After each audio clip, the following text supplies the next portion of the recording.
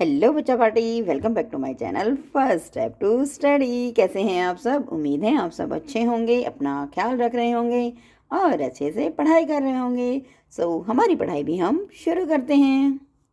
आज की जो पढ़ाई का हमारा टॉपिक है बच्चों, वो है अपठित गद्यांश मीन्स अनसीन पैसेज। क्या होते हैं अपठित गद्यांश? इसका अर्थ जो है वो है जो पहले न पढ़ा हो, यानी इसका मतलब है आपने वो पहले जो चीज़ कभी आपने रीड न की हो उसे हम क्या कहेंगे? अपठित गद्यांश। इसकी परिभाषा क्या बनेगी? पहले न पढ़ा गया गद्यांश अपठित गद्यांश कहलाता है। अपठित गद्यांश को दो प्रकार से हल किया जा सकता है। कैसे दो प्रकार से हल? मतलब मीन्स जब हम अपठित गद्यांश को सॉल्व करते हैं तो उसको टू टाइप्स यानी दो तरह से हम उसको सॉल्व कर सकते हैं, हल कर सकते हैं। किस तरह से? जैसे उसके अंदर जब हम एक पैराग्राफ पढ़ेंगे, कोई भी पैसेज जब हम उसको पढ़ते हैं तो उसको हम दो तरह से क्वेश्चन आंसर्स जो हैं हमारे आएंगे। किस तरह से क्वेश्चंस करेंगे? उसमें गद्यांश में से ढूंढ कर प्रश्नों के उत्तर दिए होंगे। जो हम पैराग्राफ पढ़ेंगे उसमें से जो क्वेश्चंस होंगे उसी में से आंसर्स हम देंगे। और कुछ क्वेश्चंस हमारे जो हैं वो ऑप्शनल होंगे, जैसे विकल्पों द्वारा। कैसे? गद्यांश में से ढूंढकर ही प्रश्नों के उत्तर विकल्पों में से ही सही चुनकर निशान लगाएं। यानी पहले क्वेश्चंस में क्या है? पहले क्वेश्चंस दिए होंगे गद्यांश में से और फिर उनको आपने आंसर देना है, उत्तर उनका लिखना है। और दूसरे किस तरह के आंसर होंगे, क्वेश्चंस होंगे जो आपके विकल्पों वाले, यानी optional questions A B C D, जिस तरह से उनको ऑप्शन दिया गया होगा आपको सही वाले पर क्लिक करना है, सही वाले पर राइट और रॉन्ग का यानी सही और गलत का निशान जो है वो लगाना है। और अपठित गद्यांश को हल करते समय कौन कौन सी बातों का ध्यान रखना चाहिए ये भी है। जब हम किसी भी अनसीन पैसेज को सॉल्व करेंगे, उसके क्वेश्चंस का आंसर देंगे तो किस तरह से देंगे? जैसे उस समय जब हम आंसर दे रहे होंगे तो किस तरह से, कौन कौन सी बातें हैं जिनका हमें ध्यान रखना है। जैसे गद्यांश को अच्छी तरह पढ़कर उसका मूल भाव अच्छी तरह समझ लें। या मीन्स इसका क्या मतलब हुआ कि जब भी हम गद्यांश को यानी अनसीन पैसेज को जब हम पढ़ रहे हों, यानी उसको सॉल्व जब हम करेंगे तो उसको अच्छी तरह पढ़ें और उसका मूल भाव यानी वो कहना क्या चाहता है, उसका सब्जेक्ट क्या है, वो हमें पहले समझ में आना चाहिए। फिर ही हम किसी प्रश्न का उत्तर दें। प्रश्नों के उत्तर संक्षेप में अपनी भाषा में तथा छोटे छोटे वाक्यों में लिखें। यानी प्रश्नों के जो उत्तर हैं, क्वेश्चंस जब हम सॉल्व करेंगे उसके उत्तर लिखेंगे तो संक्षेप में मीन्स छोटे रूप में लिखें। बहुत बड़ा उत्तर जो है, आंसर जो है बनाने की ज़रूरत नहीं है। क्वेश्चंस में अगर किसी की राइटर का नाम पूछा गया तो वो सिर्फ नाम ही लिखना है, बड़ा उत्तर बनाने की ज़रूरत नहीं है। प्रश्नों के उत्तर गद्यांश के आधार पर ही दें और जो प्रश्न पूछे गए हैं वो जो हमने अनसीन पैसेज पढ़ा है, जो ऊपर दिया है, उसी के अकॉर्डिंग हो। यदि शीर्षक लिखने को कहा जाए तो शीर्षक को मूल भाव के आधार पर ही लिखें। मीन्स जब कोई भी गद्यांश आपको दिया गया हो तो उसका जो शीर्षक बनता है यानी उस जिसके बारे में वो बताया गया है उसी के अकॉर्डिंगली हो, किसी बाहर से उसका आंसर न बने। दो प्रश्नों का एक ही उत्तर न दें। जब हम अपठित गद्यांश को सॉल्व करें तो कोई भी प्रश्न अगर उस दो क्वेश्चन है तो उनका एक उत्तर न बनाएं। अपने द्वारा दिए गए उत्तरों को जांच अवश्य करें। उत्तरों की जांच को की जगह की आएगा, यानी अपने द्वारा दिए गए उत्तरों की, आंसर्स की जांच अवश्य करें। मीन्स उनकी छान सही करें कि आपने आंसर सही लिखा है या नहीं।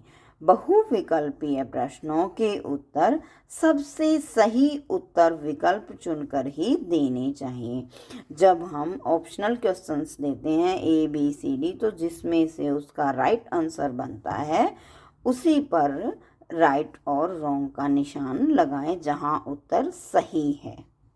तो बच्चों, ये वो बातें हैं जब हम अपठित गद्यांश मीन्स अनसीन पैसेज को सॉल्व करते हुए उनका ध्यान रखेंगे।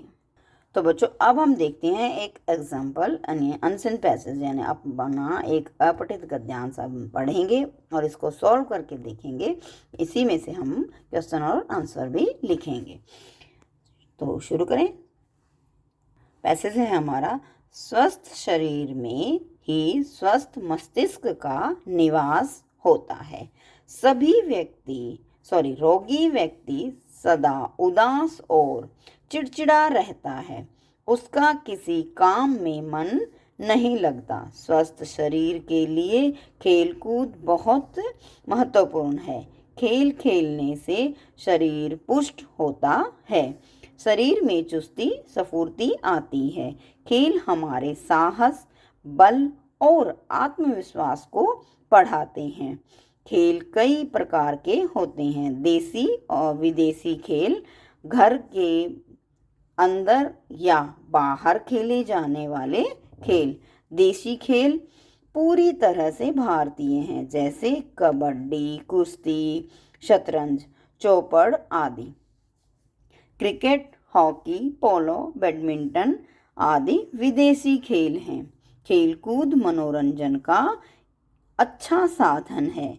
एक खिलाड़ी अपनी रुचि और शारीरिक क्षमता को ध्यान में रखकर अपना मनपसंद खेल चुनता है और निरंतर अभ्यास द्वारा उसमें निखार लाता है।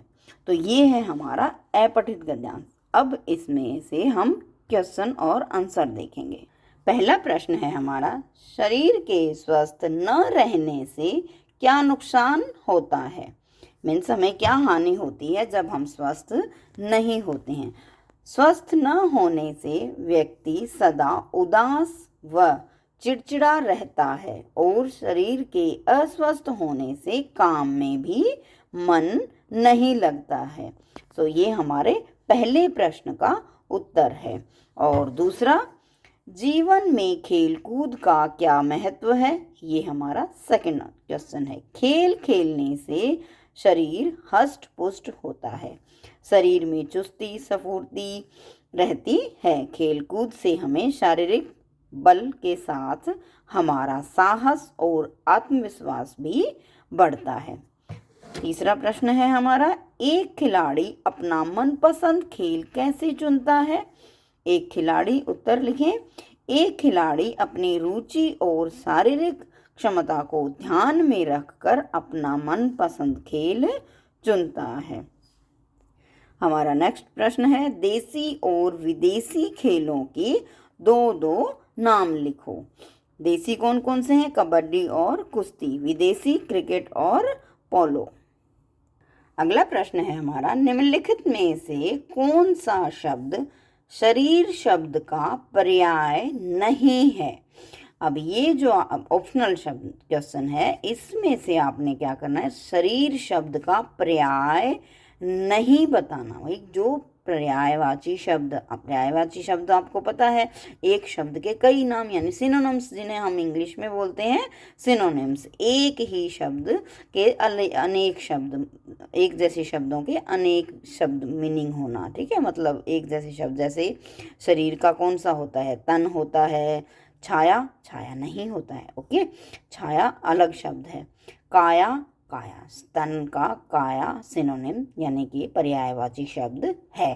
देह भी शरीर का पर्यायवाची शब्द है, परंतु छाया जो है, छाया हमारे शरीर का पर्यायवाची शब्द नहीं है, पर्याय नहीं है। तो आंसर हमारा क्या बनेगा, क्योंकि हमें क्वेश्चन में, प्रश्न में जो है वो पूछा ही ये है कि निम्नलिखित में से कौन सा शब्द शरीर शब्द का पर्याय नहीं है। तभी तो मैंने बोला ना कि क्वेश्चंस को अच्छी तरह पहले हमारे अपठित गद्यांश को अच्छी तरह से पढ़ना है और प्रश्न कहना क्या चाहता है, आपसे पूछ क्या रहा है। इसीलिए आप सबसे पहले गद्यांश को अच्छी तरह से पढ़ें। तो इसके अकॉर्डिंगली क्वेश्चंस जो के तहत हमारा आंसर क्या बनेगा, छाया। हमारा आंसर है छाया, यानी शरीर का पर्याय छाया जो है वो नहीं है। तो बच्चों आज की वीडियो में हमने किया अपठित गद्यांश यानी अनसीन पैसेज। क्या होता है अपठित गद्यांश? मीन्स जो पहले न पढ़ा हो। और परिभाषा यानी डेफिनेशन क्या बनेगी, पहले न पढ़ा गया गद्यांश। पहले न पढ़ा गया गद्यांश अपठित गद्यांश कहलाता है। और ये दो तरह से सॉल्व किया जाता है, दो तरह से हल करने को कहा जाता है। दो तरह से आता है, जैसे प्रश्नों के उत्तर छांटने होंगे और विकल्पों वाले से। और ये हैं जो हमने जब हम अपठित गद्यांश को सॉल्व करेंगे, हल करेंगे, यानी जब हम अपठित गद्यांश को हल करेंगे तो उस समय हमें ये सभी बातें ध्यान में रखनी हैं। और आज की वीडियो में हमने इस अपठित गद्यांश को एग्जाम्पल के लिए सॉल्व किया। इस गद्यांश के सभी क्वेश्चंस और आंसर सभी हमने इस वीडियो में देखे। तो बच्चों आज की वीडियो का हमारा टॉपिक था अनसीन पैसेज मीन्स अपठित गद्यांश। तो आज की वीडियो में इतना ही, मिलते हैं नेक्स्ट वीडियो में किसी और टॉपिक के साथ। Till then